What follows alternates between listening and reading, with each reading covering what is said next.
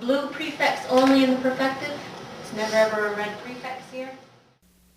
Ungwawana teaches adults to speak Kanien'keha, the Mohawk language. It's a full-time program, operating 7 hours a day, 5 days a week, for 8 months, from September till May. The program is now in its 7th year, and has become increasingly successful in helping students become beginning speakers.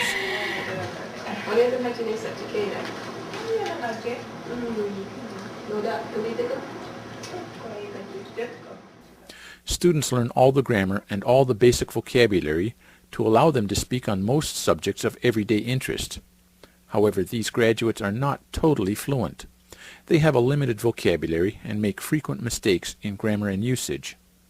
Most of them speak a simplified form of the language, with few of the sophisticated grammatical constructions that first language speakers use all the time.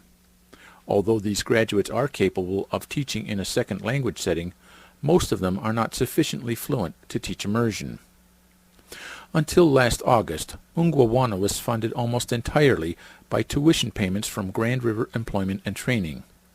Students received a training allowance from GREAT, but because the allowance is only $150 a week, very few people could afford to attend an 8-month-long program.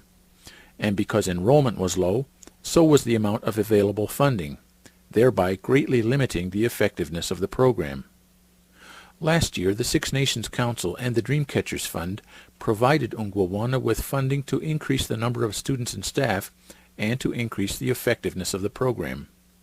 Ungwawana was also funded to plan and develop a second-year program that would begin operating in September 2006. The second-year program will enable first-year graduates to become much more fluent and fully capable of teaching immersion.